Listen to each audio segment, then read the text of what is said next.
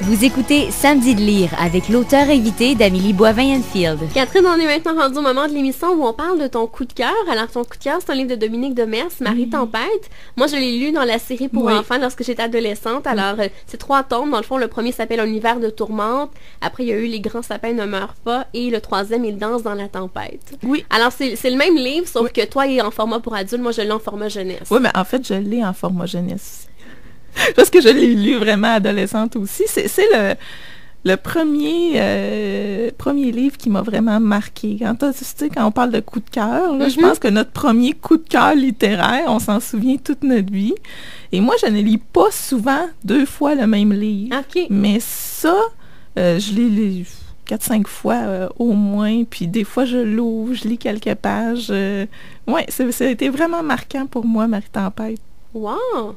Oui, c'est un livre qui pourrait être destiné aux adolescents, mais je pense qu'il, d'un, traverse les générations, là, parce que ça a été publié dans les années 90, et les adolescents d'aujourd'hui le lisent encore, Marie Tempête, et je pense que même les adultes vont s'y retrouver là-dedans. C'est vraiment... Bon, on se rappelle notre adolescence, nos premières histoires d'amour. Oui, puis c'est pas banal non plus ce qui se passe dans ce livre-là.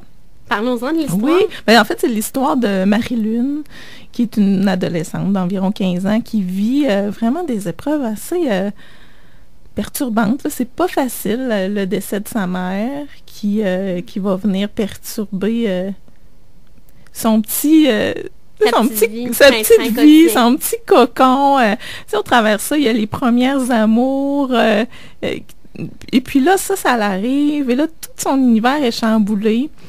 Et évidemment, découle de ça d'autres épreuves. Là. Une grossesse indésirée, là, évidemment.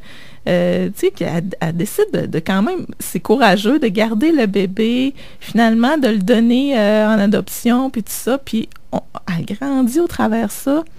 Et ce qui est le plus beau là-dedans, c'est que c'est l'amour qu'elle a pour son beau Antoine qui, moi, m'a marqué vraiment beaucoup parce que c'est un amour inconditionnel. Elle va l'aimer jusqu'à la fin. Puis, tu sais, quand on dit aimer quelqu'un malgré tout, là, c'est vraiment ça. Donc, ouais, c'est vraiment impressionnant aussi comment Dominique a réussi à le rendre pas tant dramatique non plus, là. Tu sais, c'est pas un livre, on pleure pas, là. Tu sais, c'est vraiment bien décrit avec des mots simples qu'une adolescente dirait vraiment, puis qui pourrait penser. Mais en même temps, moi, je trouvais, quand je l'avais lu, puis je pense que c'était une des raisons pourquoi nos enseignantes nous avaient fait lire ça à l'école, mais justement, les grossesses non désirées, la protection, faire attention et tout, là. La pensée magique, ça ne nous arrivera pas. Ouais, l'espèce de naïveté, ouais, puis...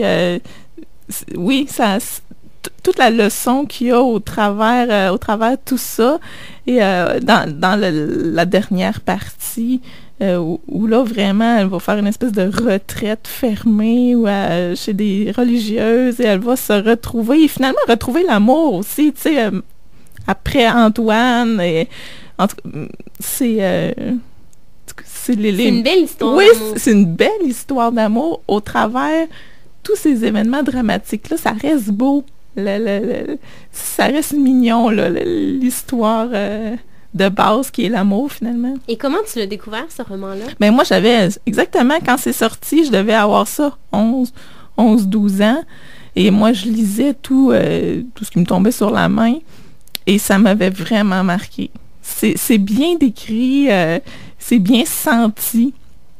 Mais au départ, je crois, je pense que mon information est bonne, au départ, Dominique Demers, lapsus, elle avait écrit ça pour les adolescents et il y a tellement eu une grande demande qu'ils l'ont imprimé pour les adultes. Oui, maintenant chez Québec Amérique, quand on dit ça a traversé le temps, là, je pense que c'est un livre qui va qui va toujours avoir sa place, là. On rappelle le titre, Marie Tempête de Dominique Demers. Catherine, on se reparle dans les prochains instants avec les livres que j'ai lus cette semaine. Parfait.